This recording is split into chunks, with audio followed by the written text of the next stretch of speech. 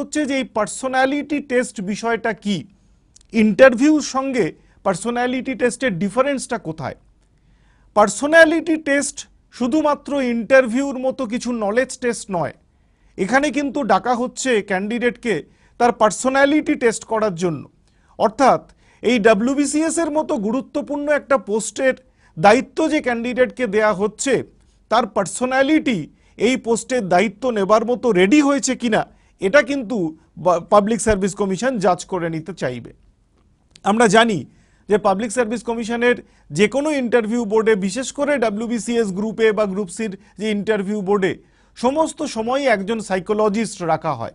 সেই সাইকোলজিস্ট কিন্তু দেখে নেওয়ার চেষ্টা করেন যে পার্সোনালিটির দিক থেকে এই ক্যান্ডিডেট রেডি কিনা, অর্থাৎ এই পোস্টের দায়িত্ব নেবার মতো তার মধ্যে পার্সোনালিটি তৈরি হয়েছে কিনা।